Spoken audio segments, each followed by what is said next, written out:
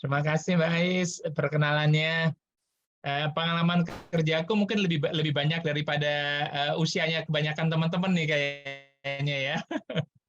Pertama-tama saya ucapkan Bismillahirrahmanirrahim. Assalamualaikum warahmatullahi wabarakatuh. Terima kasih nih diundang sama Sud Media nih untuk bisa berbagi pengalaman di sini, berbagi sedikit pengetahuan. Lebih ininya sih lebih banyak ke pengalamannya lah karena aku akan bicara lebih banyak ke hal-hal praktis sekali ya. Nah, izinkan saya sharing, bisa dijadikan co-host Mbak Ais supaya bisa sharing materinya. Sudah bisa belum ya, Pak? Udah.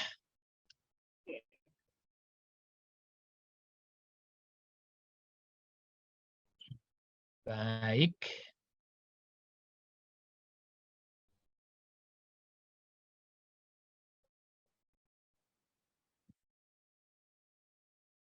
Baik, teman-teman. Aku melihat tornya nih, judulnya hari ini adalah What It Takes to Be a Great Leader ya. Tentunya leadership itu bukan cuman apa ya, bukan cuman keilmuan aja, tapi juga somehow it's an art gitu buat saya.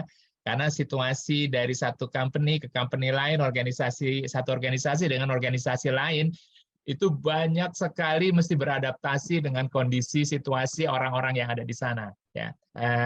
Jadi benar-benar bukan cuma keilmuan aja yang dibutuhkan, tapi juga lebih kepada the way kita memahami memahami bisnisnya, lalu tentunya karena kita ada bisnis dan ada people-nya, jadi dua-duanya kita mesti pahami dengan baik tuh, dari sisi bisnisnya dan dari sisi people-nya. Nanti kita akan sedikit bahas mengenai hal itu. Nah, ini background-ku tadi udah dijelasin ya, udah dikenalin, jadi aku skip aja ini. Jadi kalau dilihat dari sekilas aja, aku start management trainee tahun 1988. Lalu karir terus banyakkan dari HR di beberapa company, kebanyakan multinational. Lalu paling lama di Henkel dan Cognis Indonesia, 9 tahun di sana, dan saya di Groom jadi country manager. Jadi orang HR pertama yang jadi country manager tuh waktu itu seru banget. Apa namanya? Aku pengen validasi diri bahwa orang HR juga bisa jadi business leader gitu kan ya. Alhamdulillah dikasih kesempatannya dan bisa melakukan itu. Nah, lalu berjalan terus kembali ke HR lagi karena dari organisasi di Cognis waktu itu kembali ke HR lagi. Nah, sekarang jadi independent komisaris. Jadi ceritanya ini dari manajemen trainee sampai jadi komisaris pernah dilewatin semua. Jadi nanti kalau teman-teman pengen gali silahkan ya dengan bertanya diskusi ya teman-teman ya. Nah ini profilku yang singkat ya dari sekian lama pengalaman. Nah boleh dong teman-teman tuliskan di chat box dong. Aku pengen juga kenal teman-teman, tuliskan nama dan satu kalimat singkat yang merupakan passion teman-teman. Boleh di chat box. Satu kalimat singkat yang merupakan passion daripada teman-teman. Aku tunggu di chat box-nya. Aku kasih waktu 3 menitan ya.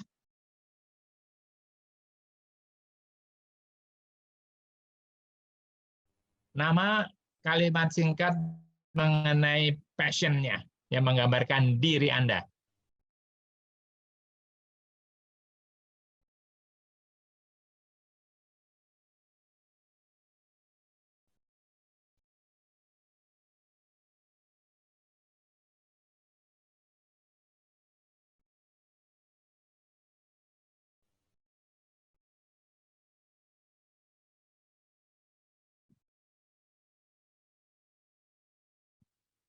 Kalau passion-ku ini di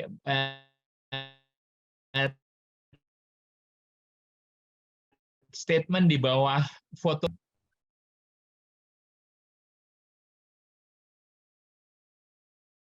Oke.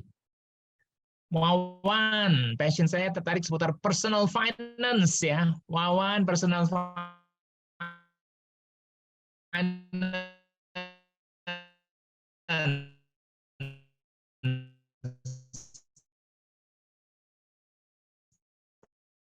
Thank you.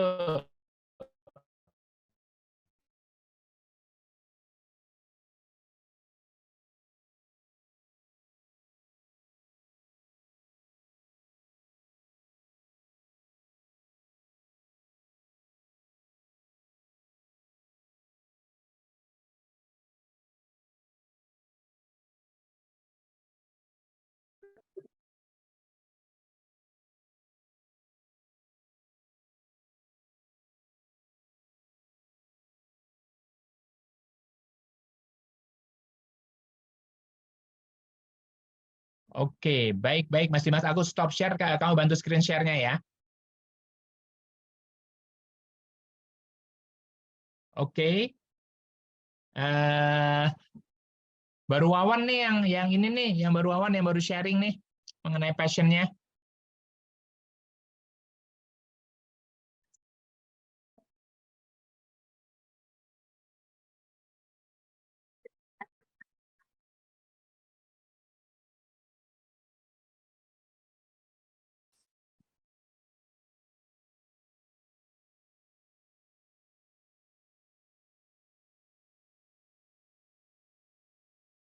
Mbak Ais, Mas Dimas apa?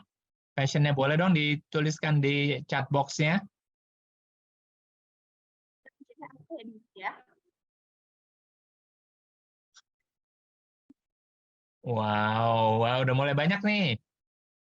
Digital marketing, problem solving, service design, art design, gaming. Wow. Mengulik teknologi baru di bidang web dan hardware, Kak Andika. Innovation business, it never gets easier. We just get better. Wow, keren. Indonesia problem solving itu menjadi salah satu skill yang sangat powerful saat ini. Waduh, Hani bidang kuliner memasak. Ini sama seperti anak saya yang pertama, dia fashion designer tapi hobinya masak tuh. Nanti boleh sharing tuh di Lunch for My Husband-nya, Kak Hani. Dia punya apa namanya bisnis kuliner, Lunch for My Husband brandnya. Kreatif segala keadaan kita. Oke. Career is always learning, education, teknologi, Farhan, edutech. Thank you teman-teman. Ini benar-benar passionnya teman-teman di era yang kekinian, fun development, Chandra. Fun development. Fitra, web development, edukasi. Ruli, entrepreneurship. Mutia, coba hal baru sekarang lagi baking dan seputar kopi. Wow, keren. Oke, baik teman-teman, ini benar-benar passionnya teman-teman ini kok ya benar-benar di area yang kekinian banget. Saya karena bergaul juga dengan teman-teman anak saya, areanya semua mantu saya itu punya studio 7/8 juga di area seperti yang teman-teman sebut. Lalu anak saya di area fashion dan kuliner. Di area kreatif semua nih, web ya. Oke teman-teman. I'm glad to hear that. Kenapa? Karena di usia muda teman-teman udah menemukan passion-nya. Karena banyak sekali orang-orang yang di korporasi, generasi saya itu udah mau pensiun, mereka belum tahu passion-nya gitu ya. Thank you teman-teman perkenalannya. Yuk kita lanjutin ke materinya ya. Boleh lanjut Mas Dimas? Oke, kita akan masuk beberapa poin mengenai diskusi kita atau sharing kita sore hari ini. Satu, mengenai apa itu leadership. Kembali saya tidak berteori, tapi nanti benar-benar dari praktis, dari pengalaman, dan tentunya juga dari reference bacaan ya. Lalu kedua, saya melihatnya penting sekali sebagai young leader, teman-teman memiliki prinsip-prinsip, values yang menjadikan dasar kepemimpinan kita. Karena kalau enggak nanti kita bingung terombang-ambing dengan perubahan-perubahan yang luar biasa saat ini. Jadi prinsipal value-based leadership ini buat saya akan sangat membantu di era yang sangat-sangat fast changing seperti saat ini. Lalu leadership style ya. Leadership style kata kuncinya menurut saya saat ini adalah adaptif banget ya. Situasi berubah, orang-orang yang kita hadapi berubah-berubah juga. Jadi adaptability kita di dalam memerankan peran leadership kita itu sangat-sangat kritikal. Nah, buat saya leadership ini bukan diterjemahkan sebagai saya punya position yang punya anak buah. Nggak begitu ya, nggak hanya begitu. Karena kita mesti menjadi leader buat diri kita sendiri, at least seperti itu. Jadi leader in me lah, kalau aku bilang start dari situ, leader in me. Kalau itu udah udah lebih mantap gitu ya. Biasanya kalau kita ngelit orang lain akan lebih mudah. Tapi kalau kita belum bisa ngelit diri kita sendiri, biasanya struggle banget. Nah, oleh sebab itu poin yang di bawah terakhir adalah lead self before lead others. Lead self before lead others. Kalau kita nggak tahu, katakanlah apa maunya kita, mau kemana kita direct organisasi kita atau pekerjaan kita. Nah itu kita akan struggle banget kalau kita akan lead orang lain ya. Jadi kita akan dari diri kita dulu, baru orang lain. Nanti kita bahas sedikit mengenai hal itu di sesi yang paling belakang. Next, Mas Dimas. Nah, ini saya ingin share sama teman-teman, kurang lebih sekitar ya baru 20-an tahun terakhir lah ya, saya merasa spiritual foundation itu pencarian makna atas sesuatu yang saya kerjakan itu penting banget secara spiritual. Artinya saya ingin memberikan makna yang dalam mengenai peran saya. Nah, contohnya saya saat ini memiliki satu spiritual foundation bahwa saya harus memiliki makna buat orang lain, buat organisasi, saya ingin membantu mereka semua. Jadi bermakna buat orang-orang di sekitar saya. Dan itu saya pegang terus value tersebut gitu ya. Nah, dari sini saya ingin mundur ke belakang nih, zamannya para nabi dulu. Jadi ada sebuah percakapan ya bahwa sahabat nabi itu meminta position leadership dari nabi.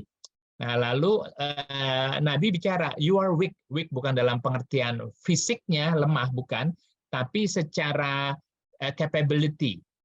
Dan nabi berkata, leadership is a trust. It's a disgrace and regret on the day of judgment, except for those who claim it's rightfully and fulfill its responsibility. Jadi artinya posisi leadership ini demikian demikian berdasarkan trust. Kalau kita nggak bisa menjalankan itu, gimana kita nanti mau bertanggung jawab nih? Nah, leadership being a trust, liability and responsibility, ya. Bukan sekedar privilege aja, bukan sekedar posisi yang menyenangkan.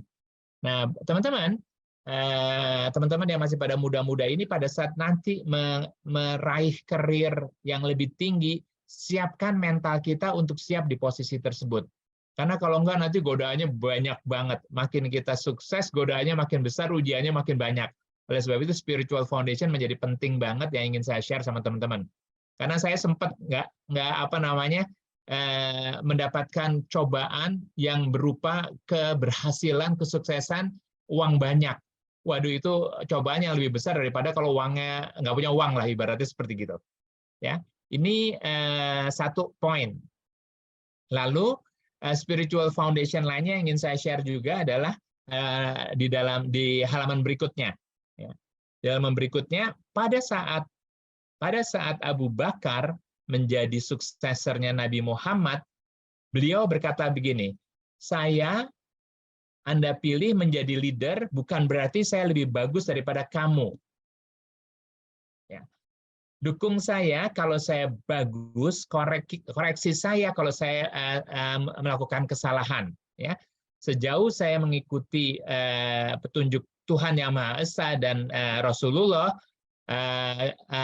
kalau saya nggak mengikuti itu, tolong jangan ikuti saya.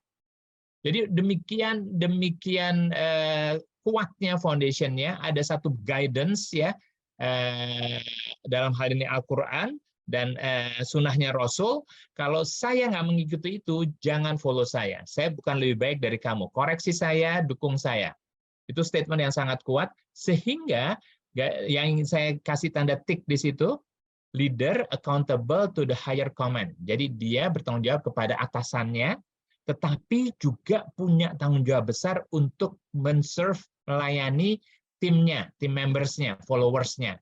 Nah, ini yang sekarang dikenal dengan servant leadership. Ya, kalau kita melihat Ki Hajar Dewantoro ya dengan apa namanya, ing Arso Sungtulodo, ing Madio Mangunkarso, Tutwuri Handayani.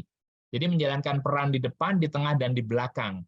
Nah, servant leadership ini juga 10 tahun, 15 tahun terakhir cukup populer dipraktekkan oleh banyak leader. Ya. Nah, ini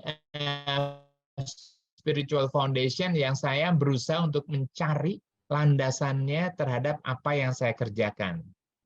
Nah, ini membuat lebih ini aja, lebih mantap foundation-nya. Ini secara spiritual, tentunya profesional juga kita mesti lakukan dengan sama bobotnya. Selanjutnya kita akan lihat, silakan Mas Dimas. Saya ingin diskusi nih sama teman-teman sedikit di chat box lagi, ya. Di chat box lagi, tuliskan aja apa makna leadership buat teman-teman. Karena maknanya ini saya yakin akan berbeda banget dari zamannya generasi saya atau generasi setelah saya. Silakan teman-teman tuliskan di chat box apa makna leadership buat teman-teman. 1-2 kata singkat aja.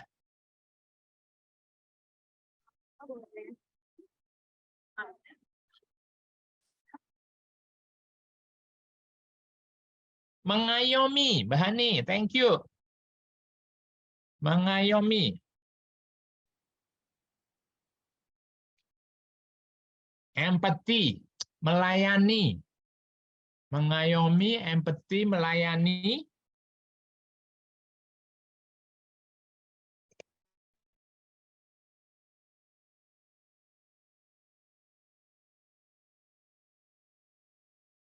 Harus bisa melihat dari perspektif orang lain yang berbeda, sudut pandang yang berbeda, berempati, lalu serving, ya.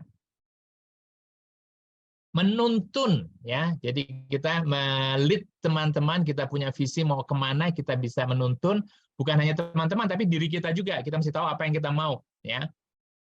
Sip, menuntun, menyambut, ada reprimand, feedback untuk sebuah perbaikan, ya. Thank you, Kak Chandra.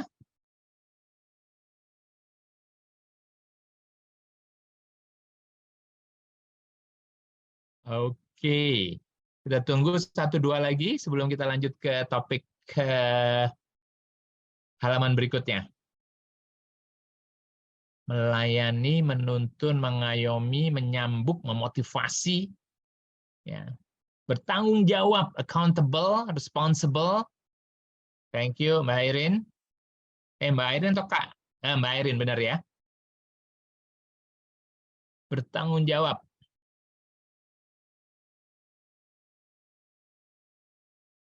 Menanggung, mengawasi, mengarahkan.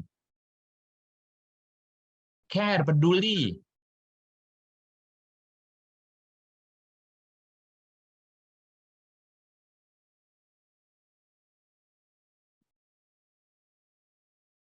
Thank you, teman-teman. Oke, Mas Dimas, kita lanjut ke halaman berikutnya. Yuk kita bahas secara praktis nih apa sih tadi ada menuntun, mengayomi, menyambuk ya. Nah, secara singkat aja nih, secara singkat aja saya ingin berbagi dari sisi pengalaman, mainly pengalaman saya dan saya melihat para leaders lain ya yang bisa dibilang menjadi leadership secara ringkas adalah seorang leader reflects vision. Baik untuk dirinya sendiri maupun untuk timnya ya. Jadi is a big guy yang punya vision, aku 3 tahun lagi mau kemana, 5 tahun lagi kemana, mau ngapain lagi ya. Satu itu, jadi punya personal mission statement buat dirinya sendiri dan punya goal, team goal untuk timnya. Nah, leaders reflects vision. Nah, tentunya leaders yang baik, visionnya itu bisa di breakdown menjadi lebih kecil-kecil yang doable, bisa dilakukan sama timnya atau sama dia. Kalau cuma awang-awang aja, biasanya nggak tercapai itu, biasanya. Karena nggak susah banget ngukurnya, susah banget ngerjainnya. Misalnya saya pengen jadi, company saya menjadi global best practice IT. global best practice IT. Waduh, terlalu besar yang mesti diturunkan ya ke dalam chunk-chunk atau bagian-bagian yang lebih kecil. Nah, sehingga bisa dilakukan oleh timnya dan oleh dia sendiri. Kedua, lead by example. Wah, ini kudu banget nih. Ini sesuatu yang kita menjadi role model, ya, role model bagi orang-orang di sekitar kita. Lead by example. Contoh misalnya kalau saya orangnya telat-telat terus kalau datang ke kantor, lalu saya menegur anak buah saya yang juga telat. Waduh, berabe deh. Pasti saya akan jadi buah bibir di belakang saya, ya. Gimana hari itu nyuruh orang supaya on time tapi dia sendiri terlambat terus gitu ya. Nah, ini lead by example, sebuah kesejatian seorang leader ya. Bahasanya seringkali dibilang walk the talk gitu ya. Nah, itu yang kedua. Very clear banget, saya lihat leader-leader yang bagus semuanya mendemonstrasikan itu. Ketiga, lead by passion, teman-teman. Lead by passion, makanya tadi saya juga tanyakan apa passion teman-teman. Kalau kita udah dapetin passion-nya, kita ngerjainnya tuh, aduh, kayak effortless aja. Nggak perlu dicambuk, ya, karena kita udah mengerjakan sesuatu yang memang kita suka banget, gitu. Ya. Walaupun kita lakukannya berlama-lama, senang banget, ya udah, pasti kita akan enjoy. Ya. Lead by passion. Nah, energi ini kalau kita lakukan secara passion akan nular ke dalam tim kita. Ya, nular banget nih energi ini. Lalu tentunya good teamwork ya dalam hal ini terkait dengan areanya teman-teman semua ini, artinya inovasi, creativity dengan teamwork menjadi sebuah sinergi yang keren banget kalau kita bisa lakukan itu dalam diskusi keseharian kita untuk menelurkan ide-ide baru. Itu terkait dengan sedikit leadership, kata kuncinya adalah vision, example, passion, dan teamwork. Nah, ini hal-hal yang saya pikir ingin saya share kepada teman-teman karena kalau kita bisa mendemonstrasikan ini, keren banget. Nah, lalu apa sih leader profile-nya seperti apa nih? Seorang leader ini profile bukan ideal lah ya, profile yang dari pengalaman saya 30 tahun, lebih dari 30 tahun, profilnya seperti ini nih. Monggo Mas Dimas di next page-nya. Nah, satu ya, lead self. Nah, lead self ini saya pakai animasi Mas Dimas, jadi boleh diklik lagi. Lead self ini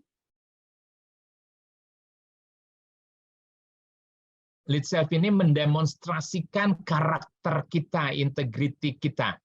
Ya, ini esensial sekali teman-teman. Makanya saya sampaikan tadi ada value, principle, value based, principle based leadership. Disinilah letaknya, ya. Dan ini nggak tampak dari luar karena nggak kelihatan, ya, nggak tangible, tapi this is intangible. Lalu pada saat kita cukup mantap dengan diri kita, biasanya kita juga akan mantap berinteraksi dengan orang lain. Oleh sebab itu makanya ada lead self, setelah lead self ada lead others. Ya, lead others adalah bagaimana kita melakukan interaksi secara efektif dengan orang lain. Apakah itu anak buah kita, kolega kita, atasan kita. Nah, kenapa ini penting, teman-teman? Dalam pengalaman saya nggak pernah sukses sendirian. Pasti saya dibantu oleh tim, oleh orang lain, oleh atasan, anak buah, dan kolega. Ada rumusan, di sini nggak ada di charts-nya nih. Performance sama dengan motivasi dikali ability dikali support dari lingkungan kita.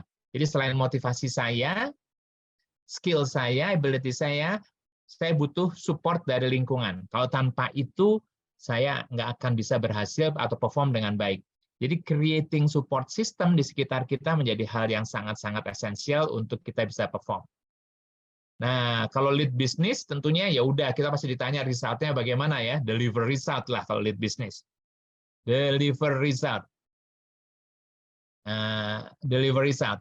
Nah, kalau di dalam bisnis ini udah pasti kita ditanya lah ya, teman-teman target sales-nya berapa, customer base-nya berapa, new products-nya berapa, ya top line growth-nya berapa, bottom line growth-nya berapa, semua ada target-target yang kita diminta untuk deliver results itu. Oleh sebab itu tadi kalau kita bisa nge-lead self, lead others dengan baik, ya, lalu kita memahami bisnisnya, financial, commercial-nya, customer base-nya, insya Allah kita bisa deliver result tersebut. Dan yang lebih strategik adalah lead change, di mana kita di sini memberikan visi, ya, memberikan direction, purpose yang kita bisa share dengan teman-teman tim kita. Karena yang ideal adalah purpose-nya organisasi mesti beririsan dengan purpose-nya individual, sehingga ada satu greget, satu emotional factors yang membuat kita sebagai individu juga go for it gitu untuk mencapai goals tersebut. Nah, teman-teman, saya pengen tanya dong ke teman-teman, nanti boleh di chat box atau boleh open mic ya, silahkan. Challenge-nya di dalam leader profile ini ada lead self, ya, ada lead others, lead business, dan lead change. Nah, teman-teman yang dilihat yang paling challenging ini yang mana? Boleh dong di chat box atau open mic boleh. Apa yang menjadi challenge utama di dalam profile ini? Apakah lead self? Apakah leading others? Apakah lead business atau leading change? Boleh dituliskan di chat box-nya. Saya akan spend waktu agak lama di sini, nggak apa-apa, sekitar 10 menitan, Mas Dimas. Ya. Kalau ada teman-teman nanti lead business and lead change, boleh dong Mbak Fitra menyampaikan di open mic sedikit, boleh. Ada lead change, lead self. Lalu saya akan colek dulu Mbak Kak Syauma, lead self.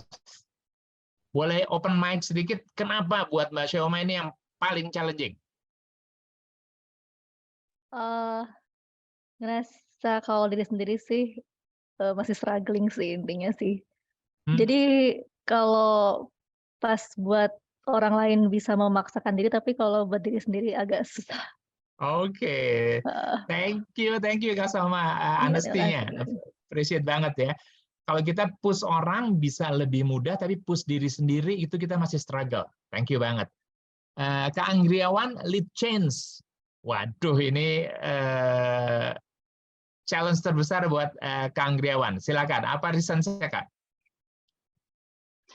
Ya, kalau lead change itu kan berarti perubahannya ada dua ya, Pak ya. Ada eksternal, ada internal. Ya. Eksternal itu kayak misalnya ketika kondisi di tahun 2020 ada pandemi dan kita harus shifting atau adjustment bisnis kita maupun cara kerja kita, itu kan banyak perubahan yang harus dilakukan. Gitu.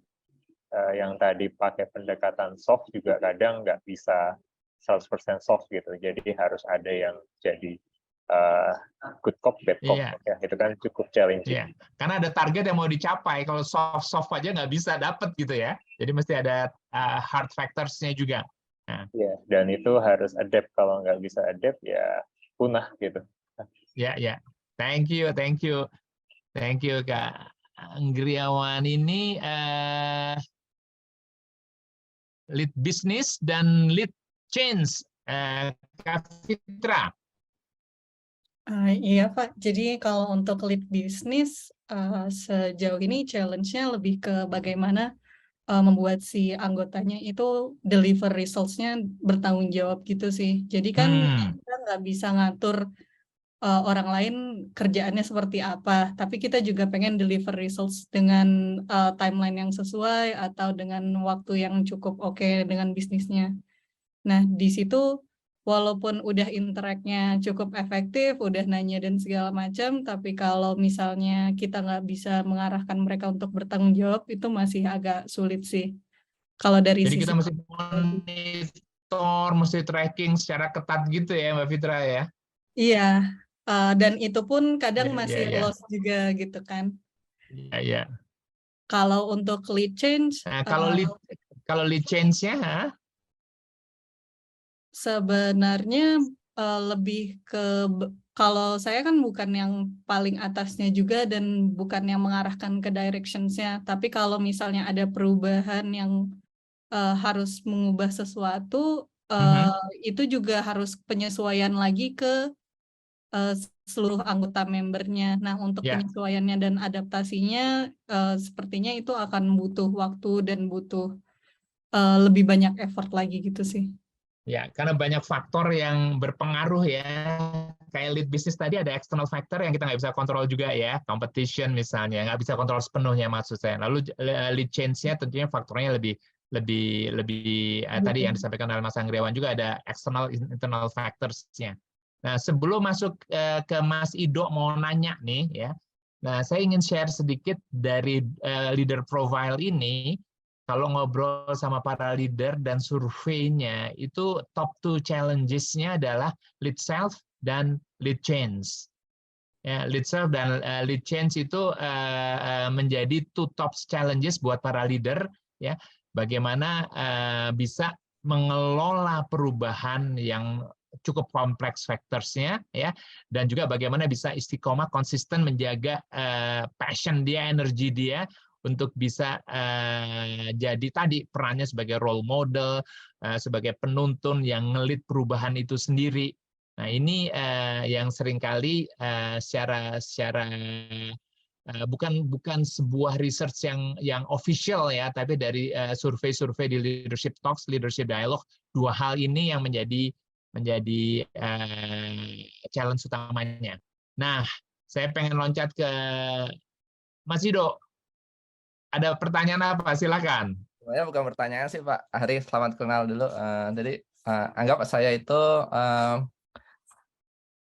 sebelumnya doer, misalkan doer eksekutor yang berarti kan harusnya lead self gitu kan Pak. Eager to finish my task gitu. Terus saya dapat amanah menjadi lead other gitu kan. Akhirnya lead other berarti kan saya memimpin tim supaya bisa menjalankan atau membereskan tas itu gitu kan. Itu mungkin ya banyak doer-doer itu yang merasa ada perubahan skill, perubahan culture shock yang waduh tadinya aku harus beresin sendiri, ternyata sekarang harus didelegasiin ke orang lain supaya orang lain itu membereskan. Nah, itu mungkin bisa bagi tips and trick supaya saya tetap happy gitu, tetap happy dan tetap bisa mengajak teman-teman itu menyelesaikan tas itu seperti saya bisa mengerjakan ketika sendiri kayak gitu mungkin. Sama yang kedua mungkin kalau posisi saya lebih ke lead change Pak. Lead change masalah kayak Mas Anggri bilang ada faktor eksternal sama internal gitu kan. Mungkin internal dulu. Kalau internal dulu adalah tadi disampaikan ada vision gitu kan. Mungkin gimana kita bisa menaikkan visi kita atau menajamkan visi itu mungkin ada bagaimana tips and triknya gitu kan. Kadang kita baru ini visi kita udah tepat atau enggak kayak gitu kan gitu. Yang kedua adalah mungkin kalau middle manager atau mungkin yang di tengah-tengah itu kadang kayak mungkin tadi Mbak Fitra bilang ada perubahan juga dari yang ngasih direction, akhirnya ada perubahan juga ke bawah. Nah, bagaimana kalau vision di atas dengan vision kita itu ada perbedaan, Pak? Tadi yang saya dapat change begini. Nah, terus tahu-tahu arahan atas ada change visi yang berubah, kan akhirnya change berubah total. Nah, bagaimana itu sebagai orang middleman itu sebagai negosiasi atas dan bawah kayak gitulah, seperti itu mungkin. Mungkin cukup sekian Pak Hari, makasih. Thank you. Yang pertama dulu ya, lead self terus lead others. Ini kalau kita memang belum cukup efektif mengelola diri kita sendiri, pasti kita akan struggle ngelit orang lain. Saya pernah banget tuh waktu saya di management trainee, dalam 3 tahun saya jadi manajer di sana, anak buah saya ada yang 18 tahun udah bekerja gitu, pengalamannya banyak banget ya. Gimana nih ngelihat orang-orang yang dia expect dia yang duduk di jabatan saya, tapi saya yang duduk, saya masih muda banget ya, mereka lebih senior. Lalu belum juga ada situasi misalnya dari beberapa teman ini ada yang peer saya tapi yang naik saya gitu. Berarti saya tadi yang tadinya peers dengan mereka, akhirnya saya jadi leadernya mereka. Wah, itu struggle tuh saya. Struggle banget ya. Nah, yang ingin saya share dari situasi itu adalah saya berusaha tadi terkait dengan visi, menetapkan visi apa yang harus dicapai dalam tahun itu, diturunkan menjadi bulanan ya. Itu saya untungnya punya mentor bagus tuh ya, punya mentor bagus di kantor, atasan saya langsung dan tidak langsung, dan juga ada kolega di sister company sebelum saya di-assign di company tersebut, waktu itu di Astra ya. Nah, jadi saya banyak dapat support dari mereka. Oleh sebab itu tadi saya sampaikan ada performance adalah motivasi, ability kali support system yang ada. Nah, untuk bisa lead self dengan baik, saya mencoba merefer kepada 3 habits dari 7 habits, Mas Ido. Jadi satu, be proactive. Jadi kita tanggung jawab, kita make a choice, pilihan-pilihan, ya. Tapi tentunya pilihan ini kita pilih karena kita tahu apa objektif yang ingin kita capai. Pada saat kita mengerjakan sesuatu, kita tahu apa hasil akhirnya. Begin with the end in mind. Habit keduanya. Jadi satu, proactivity, responsible, make a choice, make a decision. Lalu tentunya ini semua dilakukan untuk mencapai goals tadi. Begin with the end in mind. Jadi harus ada goals yang cukup clear buat kita. Misalnya di tempat Mas Ido, ya, apa yang menjadi goals-nya di dalam semester ini atau kuartal ini. Nah, itu visi tadi mesti bisa di breakdown dalam hal yang lebih kecil. Ya, waktu itu saya malah membuatnya bulanan. Yang ketiga, priority, Mas. Priority. Jadi put first thing first, ya. Put first thing first. Nah, ini yang menjadi kita jadi produktif, bukan cuma sibuk, tapi kita produktif, Mas Ido dan teman-teman semuanya. Ya, nah itu tadi lead self. Kalau kita udah responsible sama peran kita proaktif, nggak hanya nunggu aja, tapi kita self starter, bisa melakukan itu sendiri. Lah tentunya ada objektifnya, ada goals-nya, dan kita bisa prioritizing. Nah, kalau itu bisa kita latih terus menjadi habitual kita, insya Allah kita lebih mantap ya terhadap diri kita, sehingga lead others-nya bisa lebih mudah. Nah, lead others-nya ini di 3 habit berikutnya, Mas Ido, kalau saya merefer pada 7 habits ya. Jadi satu, win-win ya, untuk bisa berinteraksi efektif dengan orang lain, lead others, win-win. Jadi kita berusaha untuk meng-create collaboration untuk win-win. Nah, mindset dulu mindset itu berpikirnya yang otak gue tuh yang paling benar deh. Saya impose ini kepada teman-teman yang lain. Wah, itu jadi berabe banget. Cost-nya mahal sekali karena mereka nggak mengeluarkan ide-idenya. Jadi saya kayak memaksakan ide saya. Nah, padahal pada saat kita win-win itu ya kita mesti nangkep ide-ide dari mereka gitu ya. Akhirnya, nah ini journey ini teman-teman boleh catat nih. Ini journey yang merupakan wisdom yang saya dapatkan setelah sekian lama itu. Di dalam pendapat saya yang saya anggap benar ada potensi kesalahan. Di dalam pendapat Mas Ido misalnya yang saya anggap salah, itu ada potensi kebenaran. Nah, mindset ini saya coba tanamkan di benak saya, di dalam diri saya, di hati saya, si yin and yang ya Do ya. Jadi saya pada saat menganggap diri saya benar, saya men-challenge, pasti ada salahnya juga nih, nggak mungkin perfect gitu. Saya menganggap diri orang lain salah, pasti ada kebenarannya dari kesalahannya itu. Jadi saya mencoba mencari balance-nya itu. Win-win ya. Lalu dalam komunikasi tadi terkait sama visi atasan yang sama kita nggak sejalan, biasanya salah satu faktor penyebabnya adalah kita nggak memahami seutuhnya. Nah, oleh sebab itu dalam habit yang keberapa tuh? Yang tadi 1, 2, 3, 4, kelima ya. First to understand dan to be understood. Yang tadi disampaikan empathy. Ya, yang disampaikan leader harus empathical. Nah, empathical adalah kita listen dulu, memahami dulu, ya, baru habis itu kita menyampaikan pendapat kita. Teman-teman, dari pengalaman saya sebagai coach, sebagai mentor, pada saat saya mendengarkan, memahami orang lain dengan baik, itu influencing skill saya langsung naik. Karena orang kalau misalnya Mbak Ais nih, Mbak Ais ngobrol, oh maksud Mbak Ais seperti ini ya, oh tujuan Mbak Ais begini ya. Mbak Ais ngerasa saya memahami, kan udah pasti nyaman tuh. Pada saat saya menyampaikan opini saya atau pendapat saya, biasanya Mbak Ais akan lebih terbuka. Di situ influencing skill kita akan naik ya. Nah, itu tadi first to understand dan to be understood atau empathic. Dan yang ketiga habitnya sinergi ya. Kita cari kekuatan. Jadi kita lihat strength base-nya Mas Ido dari kita semuanya. Misalnya kalau saya punya anak buah 10 gitu ya, fokus saya pada kelemahannya. Setiap orang punya 2 kelemahan aja yang ada dalam radar saya. Pusing nggak saya ada 20 kelemahan yang harus saya manage gitu ya. Tapi kalau saya melihat ada satu kekuatan dari setiap orang, saya punya 10 kekuatan yang bisa saya sinergikan. Nah, ini paradigma shifting kita harus agile, adaptif seperti yang tadi disampaikan juga. Nah, itu sinergi. Itu ya, Mas ya. Jadi pada saat tadi visi yang berbeda itu kebanyakan adalah dari pemahaman kita yang kurang utuh, maksud saya, kurang utuh. Nah, terkait dengan tadi diskusi mengenai visi, ya, bagaimana kita ke dalam diri kita sendiri mengoreksi keluar juga terkait perubahan, bukan visi maksud saya.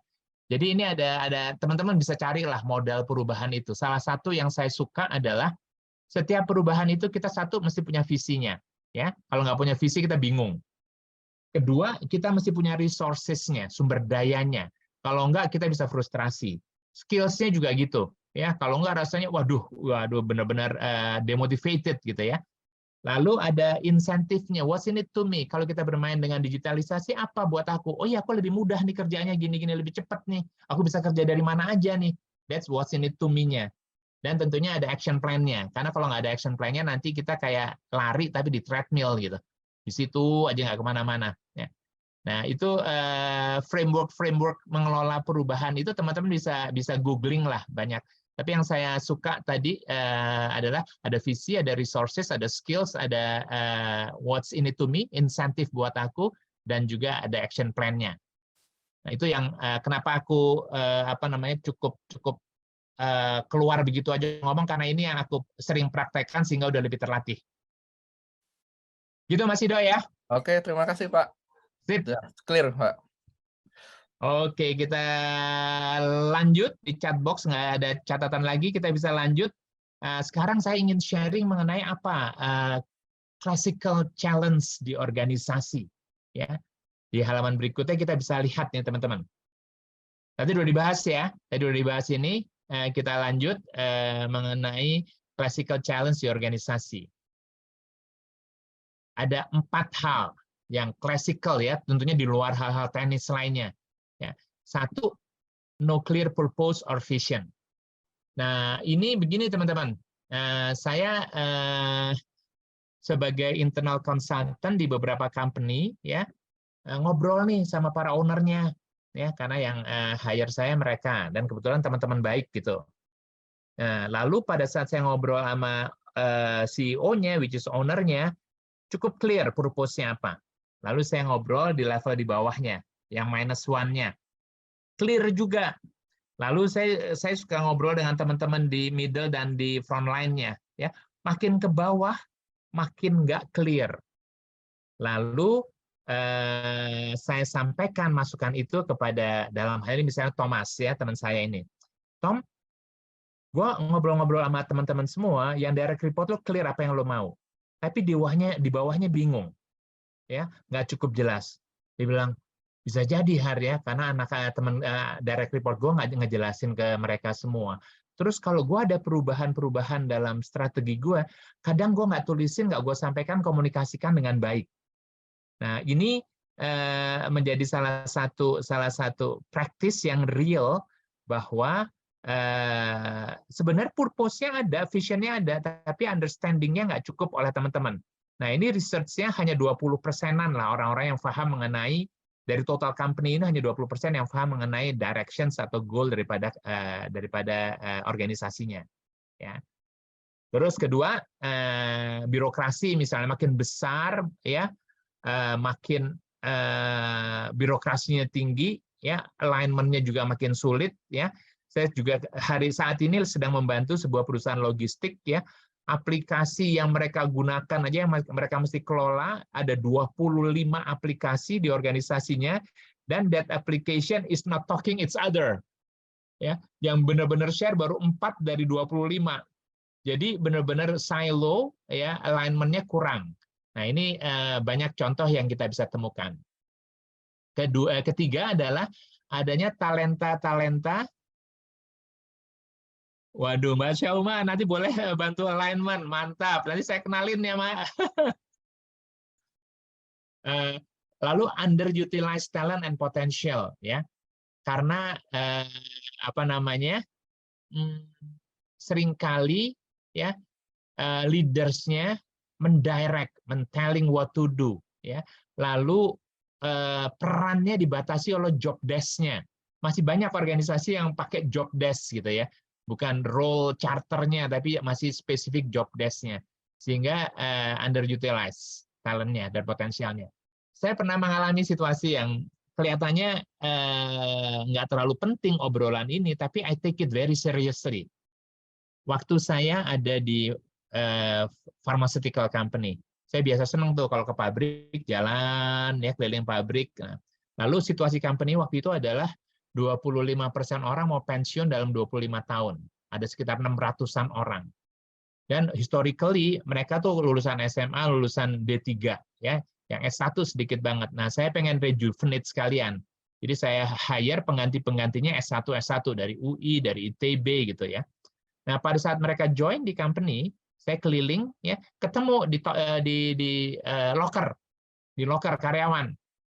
Mereka pakai baju untuk kerjanya putih-putih, pakai apa namanya, rambut ya yang penutup kepala itu, harnet kalau yang ibu-ibu gitu ya, penutup kepala. Saya ngobrol sama mereka, misalnya namanya Mas Dimas gitu ya. Mas, apa kabar? Baik, dia bilang. Gimana kamu setelah 3 bulan di sini? Pak Hari, kalau aku naruh helmku ke locker, otakku juga aku taruh, Pak. Dia bilang begitu. Wow, buat aku ini jokes, tapi kok dari ekspresinya is not a jokes gitu kan ya. Ternyata saya explore lebih jauh. Kenapa, Mas? Iya, Pak, soalnya kalau begitu masuk ke pabrik itu semuanya udah tinggal tekan automation semua. Jadi my brain itu nggak utilize gitu kan ya. Nah, akhirnya I take it seriously this statement. Aku ngobrol dengan technical director-nya, ngobrol sama plan manager-nya untuk bisa memberikan mengisi capacity teman-teman yang baru-baru ini. Akhirnya kita bikin pro kita waktu itu inisiatif, namanya pro kita itu singkatan project kita. Jadi kita identify beberapa project di organisasi. Nah, teman-teman ini punya kapasitas yang lebih besar yang belum terpakai. Akhirnya kita undang mereka untuk terlibat di dalam pro kita tersebut. Awalnya cuma ada 3 grup ya. Next year-nya 7 grup, next year-nya 9 grup, 13 grup gitu ya. Akhirnya makin banyak sehingga mereka lebih merasa kontribusi kepada organisasinya. Ya, underutilized talent and potential. Lalu dalam peran saya sebagai coach juga begitu nih. Banyak sekali teman-teman yang punya sumber daya, harusnya punya resources tapi belum maksimal banget. Nah, itu yang kita bisa unleash talent mereka kalau kita menggunakan pendekatan-pendekatan yang benar-benar men-challenge mereka ya, lalu bertanya ide-idenya. Nah, yang keempat dan sangat-sangat esensial adalah trust ya, trust level yang seringkali kita hadapi nggak cukup tinggi di sebuah organisasi. Nah, saya pernah ada dalam 2 ekstrim. Satu, saya mendapatkan trust yang menurut saya luar biasa. Sampai bos saya ini namanya Karl-Heinz Wilhelmsen, almarhum ya. Kalau dia lagi pergi tuh, saya diminta dia untuk gantiin sebagai interim CEO. Dia kasih saya signature elektroniknya. Elektronik signature-nya dikasih ke saya. Saya bilang sama dia, Karl-Heinz, are you aware that I can sell this company by your signature? Iya, Hari, I trust you, dia bilang. Nah, sampai seperti gitu. Tapi ada juga di ekstrim, pada saat saya mendapatkan trust yang demikian, itu saya benar-benar pengen jaganya luar biasa, saya benar-benar pengen amanah luar biasa, ya, karena berat banget itu tanggung jawabnya. Nah, tapi membuat saya lebih prudent, lebih hati-hati, lebih ingin menjaga dengan kuat gitu. Sisi lain, pada saat saya mendapat trust yang low, waktu itu ada perubahan CEO di pharmaceutical company, yang sebelumnya itu lebih senior, lebih delegating, yang ini micromanaging. Buat saya nggak cocok banget tipenya. Lalu saya ngobrol sama beliau bagaimana cari room ya untuk supaya dia nyaman, saya nyaman gitu kan ya. Nah, pada saat dia checking line by line setiap hasil kerja saya, itu jadi slow semuanya dan saya ngerasa nggak nyaman banget ya. Nah, itu terjadi. Nah, oleh sebab itu pada saat kita bisa increase trust level di organisasi kita, itu biasanya prosesnya lebih cepat, cost-nya lebih rendah. Contohnya, kalau trust yang tinggi, Karl-Heinz saya kasih catatan saya, hasil kerja saya, dia cuma cek 10 menit, lanjut Har, udah gitu. Tapi bos saya lainnya, Robi namanya, dia cek dulu tuh semua line by line, sehingga dia spend waktu 2 hours untuk itu misalnya. Ya. Nah, jadi prosesnya jadi slow. Nah, itu mengenai trust ya, teman-teman. Oke, ada note-nya Mbak Sauma tadi. Siap ya. Nah, dari sini saya ingin lebih membahas terkait dengan bagaimana menghandle situasi ini ya dengan tadi dimensi-dimensi yang kita bisa menghandle keempat aspek ini ya. Nah, boleh ke halaman berikutnya, Mas. Jadi di sini senternya adalah kita bisa inspire trust, kita bisa extend trust kita, tentunya juga jangan blind trust, teman-teman ya. Karena kalau blind trust itu ya biasanya kita ketipu sama orang yang kita percaya banget gitu ya.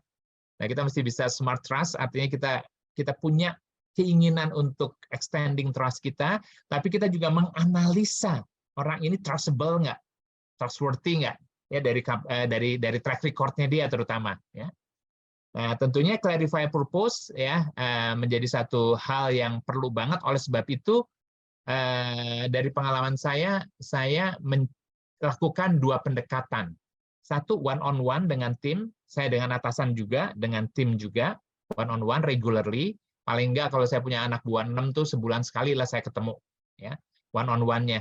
Lalu mingguan saya punya team meeting, ya, di mana saya bisa align individual goals-nya yang tadi Mas Ido sampaikan. Kok dia sibuknya di hal yang lain nih, padahal goal besarnya seperti ini nih.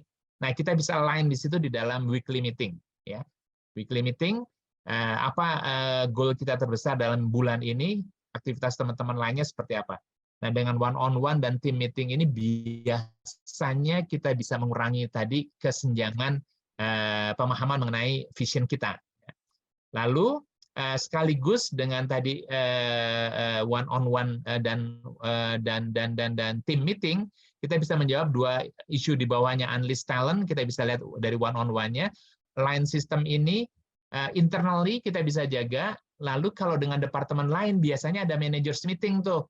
Ada yang 2 bulan sekali, 2 minggu sekali, 2 minggu sekali ya, atau sebulan sekali. Nah, di situ kita melakukan alignment dengan departemen-departemen lain. Ya. Nah, dari situ biasanya kita akan bisa mendapatkan sebuah result yang lebih great banget, belum tentu ya, tapi paling tidak bisa meet expectation atau melebihi. Nah, align system ini saya beberapa kali diundang nih teman-teman sama perusahaan besar nih, ya oil company international, mereka lagi ada retreat di manajemennya, hampir selesai retreatnya, di hari terakhirnya saya diundang untuk memfasilitasi meeting mereka. Saya pikir apa topiknya gitu kan ya. They are all experience. Saya bukan dari oil company ya, tapi diminta tolong, lalu saya tanya ke teman-teman di HR-nya, ya Pak, karena kita udah organisasi kita silo banget nih Pak. Ya. Nah, lalu kita masuk ke yang align system ini antara divisi itu. Ngobrol-ngobrol habis dinner ya 3 jaman lah ya, ada direktur operasi, komersial, lalu CEO-nya, finance, semua ada 7 orang waktu itu. Kita ngobrol, saya fasilitasi untuk bisa mencapai purpose daripada organisasi. Nah, karena atmosfer diskusinya saya bikin mereka aman dan nyaman, mereka saya kasih ruang ya, dan ibaratnya itu saya memfasilitasi kalau ada orang yang ingin criticize langsung, saya hold dulu, saya minta dia selesai dulu ngobrolnya ya. Long story short, CEO-nya bilang di akhir sesi ini dia tanya ke teman-temannya apa yang dirasakan. Semua ngerasa senang banget karena didengar dan aman banget ceritanya. Lalu mereka lebih paham kenapa si A begitu, kenapa si B begitu ya. Nah, akhirnya itu menjadikan sebuah komitmen mereka untuk ngobrol, tapi bukan di konteks dashboard aja, numbers aja, tapi yang non-financial tadi dibahas juga. Nah, lalu mereka juga dapat insight, kalau di kita butuh begini, di level di bawah kita juga butuh nih ya untuk bikin coordination meeting antara divisinya. Nah, ini berangkat dari pendekatan yang lebih holistik seperti ini. Oke, untuk itu berikutnya saya akan ngebahas lebih banyak di trust-nya, di aspek trust-nya. Karena ini sangat-sangat esensial, sangat mendasar. Saya ambil quote dari Stephen Covey, dia bilang di next chart-nya, Mas Dimas, ya. Dia bilang gini, over time, I've come to a simple definition of leadership. Leadership is getting result in a way to inspire trust. Ya, dia bilang gitu. Kenapa? Karena jadi cepat. Jadi matematikanya trust itu kalau trust-nya tinggi, speed-nya tinggi, cost-nya rendah. Kalau trust-nya rendah, speed-nya rendah, cost-nya tinggi. Cost-nya tinggi. Nah, untuk itu kita mesti start dari diri kita sendiri kan. Apa-apa kan mesti dari diri kita sendiri. Kalau kita nggak trust diri kita, nggak pede ibaratnya, gimana kita mau extending trust ke orang lain gitu kan ya. Yuk kita lihat bagaimana visualisasinya kalau kita ibaratkan sebuah pohon nih. Di next chart ya Mas Dimas. Untuk kita membangun self trust ini ya ada. Kalau pohon itu yang di bawah tanah kita akarnya kita sebut karakter, yang di atasnya competence, yang di karakter ini intangible, yang di atasnya tangible banget, kelihatan banget. Nah, ini ada faktor-faktor yang mendasari ya merupakan value principle kita. Satu, integrity ya, walk the talk, value kita apa yang kita jaga. Ini akan sangat-sangat membuat pohon ini akan tangguh di tengah hujan badai gitu ya. Kedua, intent, agenda kita. Agenda kita ini transparankah atau banyak hidden agendanya kah? Ya, makin transparan kita akan makin self trust-nya akan naik. Tapi makin banyak hidden agendanya kita makin pusing ya. Kita sampai nggak percaya sama diri kita sendiri karena gue ini maunya apa ya? Kok gue bingung sendiri dengan agenda gue. Nah, lalu di atas itu ada capabilities, ya, pengalaman, knowledge kita, ya, hasil kerja kita, result-nya, ya, merupakan dari competence factors-nya. Nah, teman-teman, yang dilihat oleh orang lain adalah yang nomor 4 nih, sama nomor 3, ya, karena ujungnya result-nya. Kalau orangnya pintar, result-nya nggak bagus, juga kepintarannya kayak dinafikan gitu ya. Nah, result-nya ini menjadi satu hal yang penting. Nah, dari sini yang ingin saya sampaikan adalah kita kalau memiliki value principle yang kuat dengan intens, dengan niat yang transparan apa adanya, ya, lalu kita bangun capability kita dengan baik, kita akan bisa mendapatkan result dengan baik. Nah, ini faktor-faktor kita untuk membangun self trust ini. Di halaman berikutnya lebih kepada definisi Mas Dimas. Definisinya misalnya integrity apa sih? Ya, am I congruent ya antara pemikiran saya, hati saya sama kelakuan saya ya. Punya courage at the same time, rendah hati, considerate sisi lainnya ya. Lalu intent, what is our plan, purpose, motive, agenda, behavior-nya, makin kita transparan biasanya makin lebih baik ya. Karena akan lebih mudah difahami oleh tim sehingga tim juga bisa at the same page sehingga mereka bisa melakukan kontribusi yang lebih maksimum.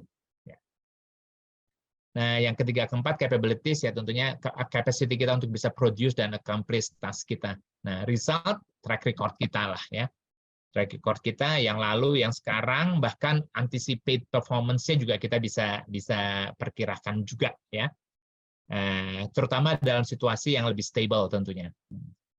Nah, teman-teman, kalau kita udah punya trust level yang bagus ya, kita punya tendensi yang kuat untuk extending trust by delegating, by empowering orang-orang lain, tim kita, ya, kolega kita, seperti itu.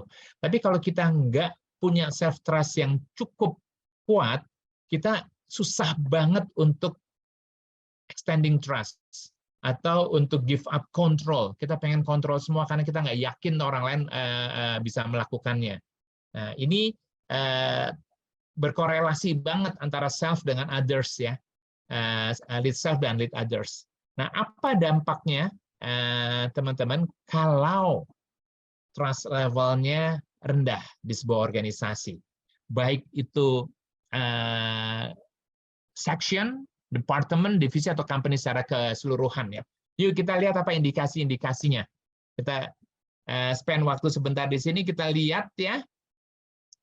Kita lihat di sini beberapa indication behavior yang menggambarkan low trust organizational culture. Satu, manipulate atau distort facts. Nahan informasinya, dikip buat dia aja, dia nggak share. Lalu getting credit is very important. Oh, itu sukses gue ya. Dia sering menafikan kontribusi orang lainnya misalnya. Spin the truth ya, diputar balik lah. Ada ide-ide baru yang nggak welcome ya. Lalu mistakes are cover up ya, ditutup-tutupin. Blame gaming ya.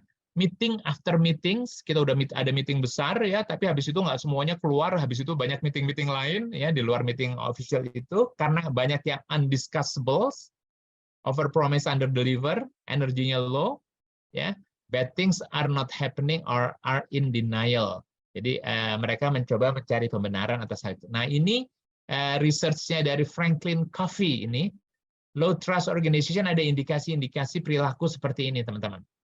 Ya, kita bisa lihat, kita bisa cek nih, alhamdulillah gue cuma ada satu di sini gitu ya. Alhamdulillah cuma ada satu. Tapi kalau ada 7, masya Allah, astagfirullah deh, bukan masya Allah, astagfirullah gue ada 7 di sini, PR gue banyak banget nih gitu ya. Nah, ini bisa menjadikan sebuah indikasi buat kita apakah trust level di organisasi kita tinggi atau belum cukup tinggi, masih rendah. On the other hand, high trust organizational culture juga ada indikasi-indikasi behavior-nya. Ya. Boleh lanjut, Mas Dimas? Information shared openly. Mistake ditolerate karena kita pengen belajar dari mistake itu. Ya. Justru banyak wise words yang bilang bahwa ya kita bisa sukses karena ada kegagalan yang udah kita lewatin dan kita mengatasi kegagalan itu. Lalu culture inovatif dan kreatif, ini benar-benar culture organisasi teman-teman nih ya di sini. Jadi berani bereksperimen, melihat from the opposite angle ya. Lalu undang orang lain yang nggak ngerti apa-apa di dalam meeting kita sehingga mereka bisa memberikan fresh idea ya. Lalu loyal to those who absent gitu, who are absent artinya orang yang kontribusi nggak ada ya kita tetap memberikan kreditnya ke mereka ya. Talk straight ya, confront real issue-nya. Oke, kita punya problem gini, yuk kita put on the table, kita diskusin banyak bareng-bareng, kita cari solusinya ya. Jadi di sini terjadi honest real communication dan collaborations. Dan tadi share credit abundantly, few meeting after the meetings. Ya. Transparency, intent-nya bagus ya, candid, authentic berarti intent-nya juga. Lalu high degree of accountability, tanggung jawab banget. Ya. Nah, energinya tinggi ya, energi tinggi ini menggambarkan tadi salah satu indikasi dari high trust organizational culture. Sampai di sini ada teman-teman yang mau diskusi sedikit terkait dengan organizational culture, terkait dengan trust level. Boleh di chat, boleh langsung open mic.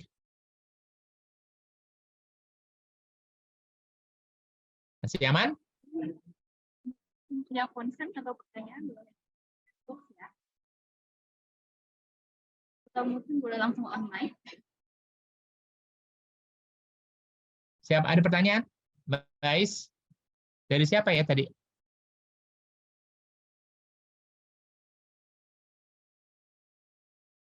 Oh.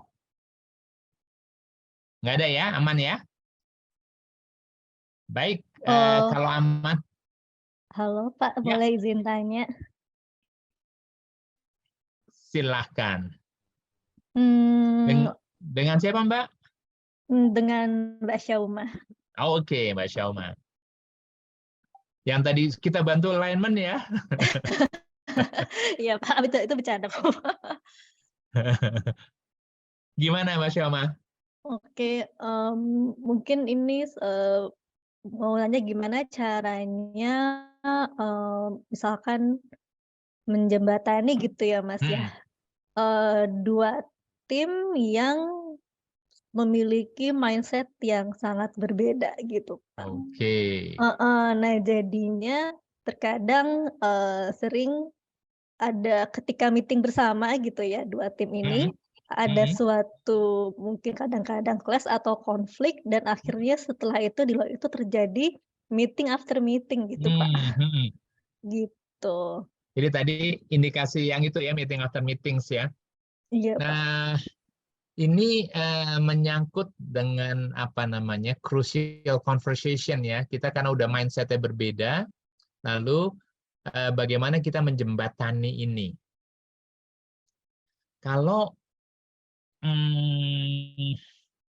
kita langsung masuk bagaimana menurut si A yang opininya berbeda dengan si B, wah repot banget tuh pastinya ya. Nah, kebetulan ini menjadi perannya saya sebagai HR lead di organisasi sama biasanya perannya CEO. Karena kalau ada conflicting ini larinya kalau nggak ke si HR sama ke CEO-nya tadi. Nah, dari sini misalnya saya ambil contoh nih, Mbak Soma. Ya, orang sales. Ya, saya di manufacturing company dan sales company waktu itu. Orang sales dia pengen jualan apa aja yang bisa dijual. Lalu orang production-nya nggak terlalu happy dengan seperti itu. Kalau kamu lakukan begitu, aku nih downtime-nya tinggi karena prosesnya, batch production-nya aku mesti ubah-ubah. Ada downtime itu. Dia nggak senang dengan apa namanya penjualan yang unstructured seperti itu. Dia pengennya itu ya udah gue lagi jualan produk ini, lo jualan ini ya, ini jualan itu ya. Jadi very product driven. Sementara orang salesnya market driven kan, semua opportunity diain aja sama dia. Lalu orang dulu namanya material management atau supply chain. Dia bicara inventory. Gue nggak mau inventory gue tinggi karena cost-nya ini tinggi banget kalau inventory-nya tinggi ya. Gue pengennya 3% semuanya. Nah, mereka melihat benar-benar dari perspektifnya masing-masing. Lalu saya tanya nih ke orang salesnya, lu kenapa pengen jual sebanyak-banyaknya dengan segala macam yang lu bisa lu jual? Iyalah Har, kan gue pengen dapat sales tinggi ya supaya revenue company tinggi, profit kita juga makin tinggi ya. Bisnis games kita kan jelas nih, jelas banget bisnis game kita adalah top line growth gitu ya. Nah, lalu saya 30 menit lagi ya Mbak Ais ya. Nah, mudah-mudahan selesai di situ. Lalu saya tanya orang production ya, kenapa lu downtime-nya lo concern banget kalau ada opportunity sales seperti gitu? Iya Pak, kan downtime itu cost Pak. Jadi lu concern sama cost. Dampak dari cost kemana? Ya ke profitability kita Pak. Oke, jadi sama ya, kamu concern sama profitability ya. Orang sales concern sama sales dan juga profitability. Lalu orang material management saya tanyakan lagi, apa namanya? Kenapa lu pengen maintain inventory seperti gitu? Har, inventory ini sekian, ini value-nya berapa miliar gitu ya. Nah, gue kan nggak mau barang gue itu duitnya mati di situ. Oke, jadi lu juga punya concern supaya aset lu tuh lancar semuanya jadi duit dan itu akan menjadikan profitability kita bagus. Nah, pandangan yang berbeda-beda, tapi goalnya sama, pengen mencapai profitability yang bagus gitu ya. Nah, ini cara-cara menyatukan perspektif yang berbeda, kita mesti angkat ke level di atas yang lebih tinggi goalnya, yang biasanya mereka punya kontribusi terhadap goal yang lebih besar. Nah, itu tadi memfasilitasi ngobrol-ngobrol sama mereka tuh. Daripada ngobrol sendiri-sendiri, akhirnya saya amprokin bertiga, saya menjembataninya. Ya, itu contoh real case. Nah, sekarang yang lebih pakemnya, Mbak, pakemnya. Jadi pada saat kita berbicara dengan orang yang different opinion, ya, yang stake-nya tinggi, kalau ngomong apa adanya nanti emosinya naik gitu ya. Kita start dari fakta, Mbak. Dari fakta, faktanya sampein. Jadi kalau misalnya Mbak Ais sama saya nggak sepakat nih, nggak sepakat-sepakatnya saya sama Mbak Ais, tapi kalau 1 tambah 1 sama dengan 2, kita sepakat lah, gitu kan ya. Nah, jadi berangkatlah dari sebuah fakta, dari data yang kita bisa sepakat. Nah, dari situ baru, dari data ini gue interpretasi seperti ini loh, kalau menurut lo gimana? Nah, akhirnya ada ruang untuk bercerita masing-masing terhadap opini terhadap fakta itu. Nah, pada saat udah mulai ngomong itu biasanya akan lebih cair, ya, lebih cair. Seperti itu, tentunya kita mesti men-set ya bahwa obrolan ini goalnya apa, tujuannya apa, ya untuk mencapai apa. Start dengan fakta, lalu kita sampaikan interpretasi kita terhadap fakta itu, lalu kita undang opini daripada orang lain tersebut, kawan bicara kita tadi. Ya. Nah, pada saat sudah terjadi exchange of thoughts, idea gitu, biasanya akan lebih lancar. Ya. Nah, memulainya jangan start dari opini, karena nanti yang satu ngerasa diserang sehingga dia bertahan, ya, dan kebalikannya. Itu sedikit satu dari real situation, dan satunya lah dari sisi pakem pendekatannya. Ya. Oke. Terima kasih Pak atas jawabannya Pak. Mudah-mudahan ngejawab sedikit ya. Ya Pak, sangat membantu Pak. Terima kasih. Baik. Nah, di area trust ini saya ingin sharing sedikit, ada rumusannya lah, trust equation.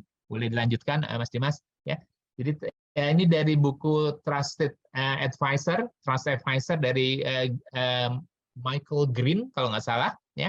Trust sama dengan credibility, reliability, ditambah intimacy, dibagi self orientation.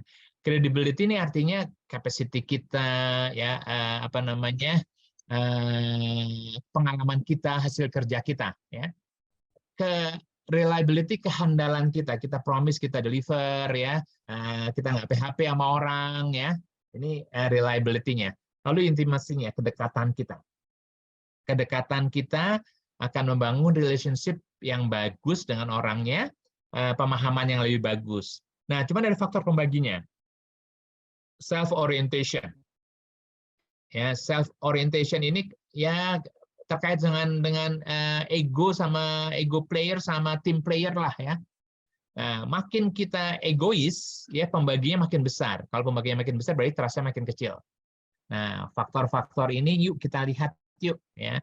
Apa yang perlu kita perbaiki? Ya, apakah intimasi kita dengan stakeholders kita kurang, sehingga support sistemnya kita nggak dapat, sehingga kita kurang dipercaya, sehingga performance kita juga nggak bagus, atau kita terlalu egois nih, padahal kita udah capable, udah keren lah dari sisi motivasi, skills-nya gitu ya, tapi aspek ininya kurang. Kita coba lihat teman-teman, yang sifatnya tadi emosional, ini ada catatan nih, ya, yang emosional ini impact-nya besar, ya.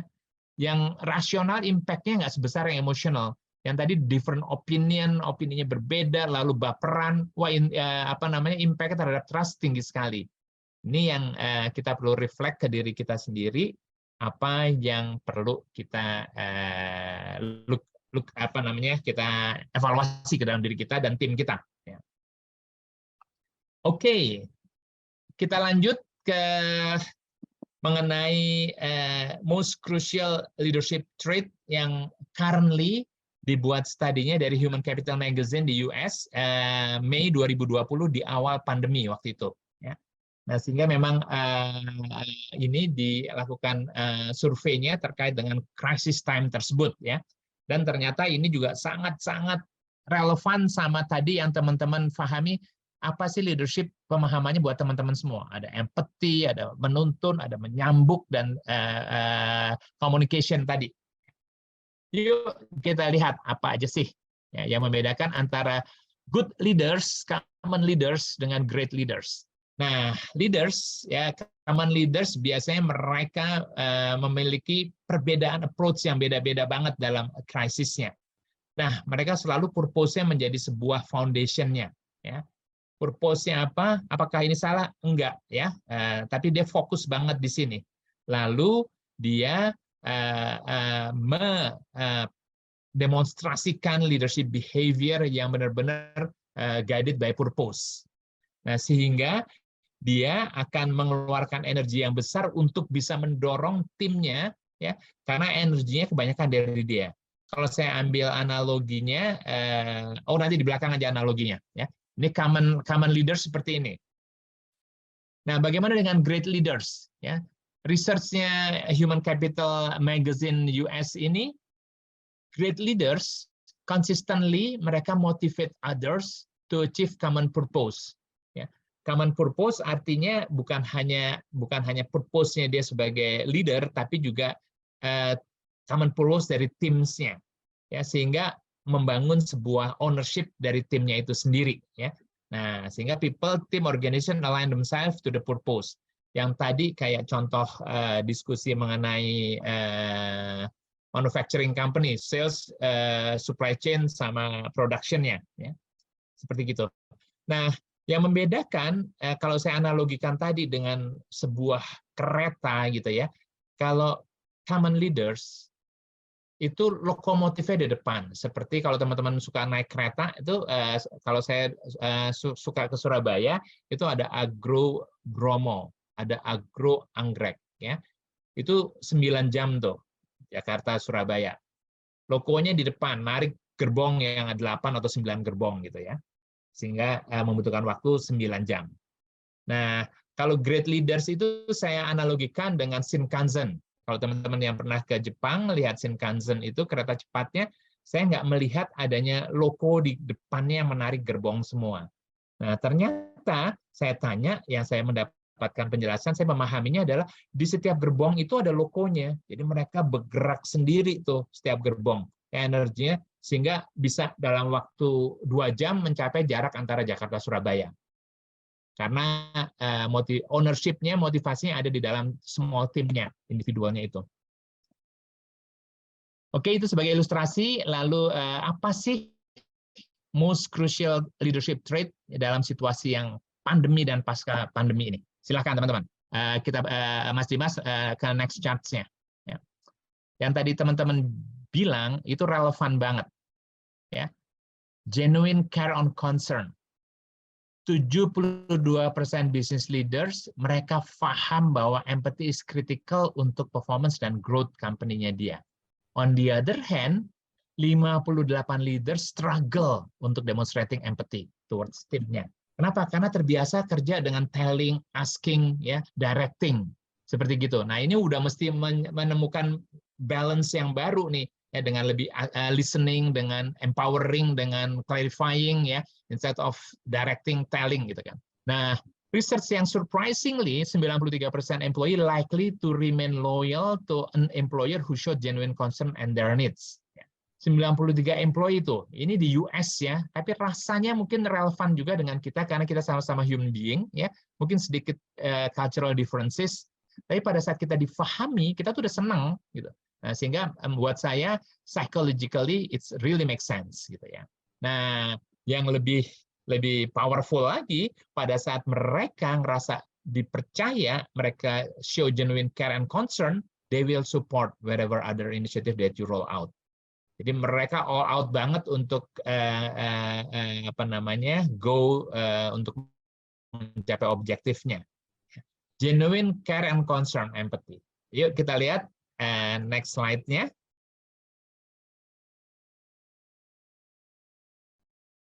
Nah, empathic listening. Jadi tadi dibahas juga empathic ya, bahwa pada saat di awal krisis ini cara untuk normalizing situasinya dengan empathic gitu. Ya, jadi dalam situasi yang new normal gini kita nggak boleh diem, kita mesti sampaikan untuk dalam situasi yang changing ini. Ya, nah yang namanya empathy pasti hand in hand dengan communication dan transparency, ya, dengan apa adanya. Lalu empowering team leaders, udah pastilah kita ada mekanisme untuk trackingnya ya. Trackingnya mau harian, mau mingguan. Kalau di IT biasanya udah lebih pendek lagi ya, harian ya. Kalau di manufacturing bisa mingguan gitu. Nah, ini kita lihat aja nature of business kita seperti apa untuk tracking performance kita. Ya. Empowering yang tadi contohnya adalah Shinkansen. Ya, kalau directing, leading itu Agro Bromo ibaratnya.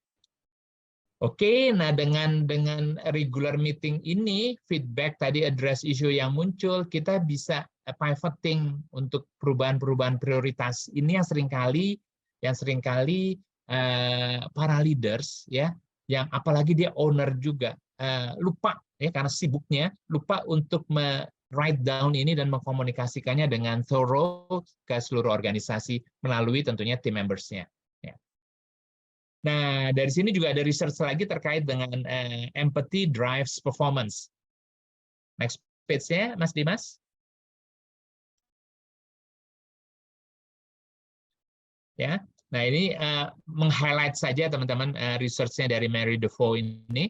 When managers are empathetic, more ideas get shared and more innovation occurs. Leaders must work to create an environment where people from different vantage points feel encouraged and get their idea across. Nah, teman-teman boleh saya rekomendasikan lihat videonya Simon Sinek yang orang-orang merasa aman dan nyaman ya di dalam berdiskusi. Karena leadernya sangat empatetik, ya, sangat-sangat memahami. Berikutnya ada research tambahan lagi juga dari Mary DeVoe ini. Research-nya mengatakan connection between emotional well-being and their productivity. Nah, ini ada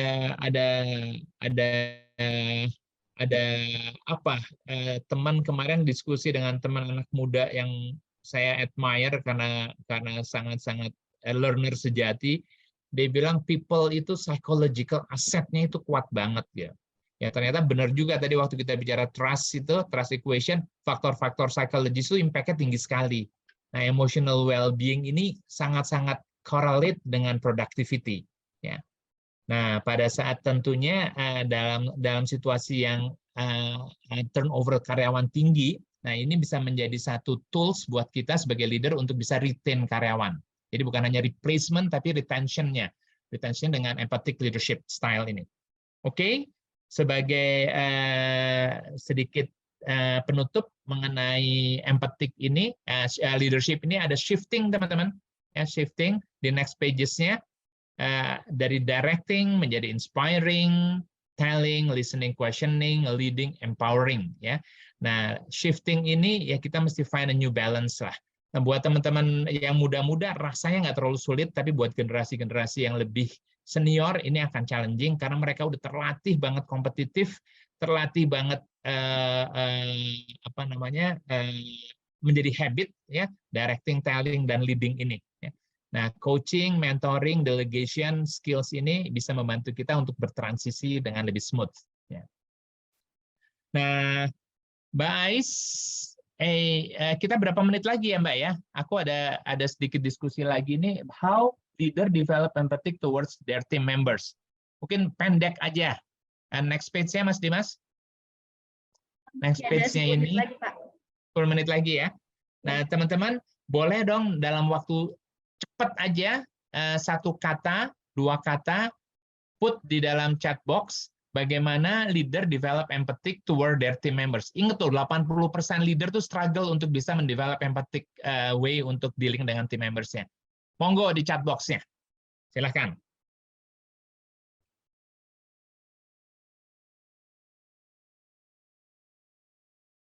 Dua menit saja. Di chat box saya lihat gimana cara leader untuk mendevelop empathetic skills towards their team member.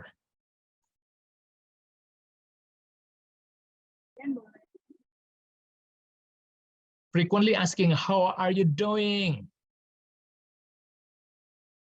Ya, jadi lebih menanya ke emotional things, kabarnya, genuine care, ya, genuine care, genuine concern. Lalu saya bisa bantu, pakai iMessage. Oh, saya menangkap maksud Anda seperti ini. Kita rephrase, ya, kita rephrase sehingga kawan bicara kita ngerasa difahami, ya. Atau kita summarizing poinnya dia. Jadi kalau ada salah-salahnya itu salahnya di saya. Jadi tadi saya pakai iMessage, ya. Listening first, ya. Listening first, listen to understand. Jadi bukan listen untuk menjawab atau men-challenge opini dia. Tapi listen-nya untuk understand. How are you doing? Saya tunggu satu lagi, menerima feedback. That's great, Kak Amanda. Ini mengingatkan saya sama ada anak buah saya, namanya Ardi Lutfi Siregar, sekarang jadi big boss di Manila dia. Waktu ngobrol, boleh nggak gue minta feedback ke lu, how can I be a better leader for you? Saya ngeliat ekspresi mukanya pada saya nanya gitu, dia agak speechless gitu. Lu serius nih Hari? Ibaratnya kayak gitu. Ya. Nah pada saat itu muncul sebuah naik kelas hubungan itu, ya. Jadi lebih keren. Thank you, Kamanda. Ya. Oke, kita lanjut sedikit ke charts berikutnya. Nah, leadership styles-nya dari follower dan situations ini saya coba quick aja. Teman-teman rasanya pasti paham sekali bahwa kita coba mapping tim kita yang mana skill dan will-nya, ya. Skill yang high, yang low low, itu approach-nya beda-beda. Kalau yang high ya udahlah kita delegate, kita empower dia, ya. Kita sebagai nurturer. Tapi kalau dia ability-nya low, motivation-nya tinggi, kita jadi trainer, kita ajarin skills-nya. Tapi kalau high ability-nya low, motivation-nya kita jadi motivator. Nah, kalau low ini kita mungkin cariin tempat yang lebih pas buat dia, ya. Apakah di dalam organisasi atau di luar organisasi bisa aja options-nya. Jadi mapping ini akan menentukan kita sebagai leader akan efektif karena sesuai dengan kondisi team members kita. Ya. Skill will matrix, sederhana. Nah, lalu karena kita mengelola people dan bisnis, the next charts-nya satu-satu, Mas Dimas. Ya, klik sekali leader, ya, ada bisnis, ada people, ya. Lalu kita klik lagi dari people ini, ya. Kita tadi mapping, build relationship trust, communication yang one on one maupun tim, ya, regularly, mingguan, lalu yang one on one bisa bulan sekali, tergantung berapa banyak team members kita. Kalau sedikit bisa sebulan 2 kali, ya. Listening, questioning. Ya, tadi dari map itu, dari skill will map itu kita bisa jadi trainer, bisa mentor, bisa counselor, bisa motivator. Kita sangat situasional jadinya. Oke, lanjut dari sisi bisnisnya. Kita teman-teman tahulah ya, set team goals, breakdown, apa KPI-nya, ukuran suksesnya, action plan-nya apa untuk ngisi gap itu, tracking-nya, lalu feedback, ya, what works and what don't and don'ts work. Biasanya saya ada start, continue, stop, start, ya. Continue yang udah bagus, yang jelek stop, yang ide-ide baru start. Nah, dari sisi leadernya kita punya peran sebagai, klik lagi Mas Dimas, sebagai lead, motivate, dan support, ya.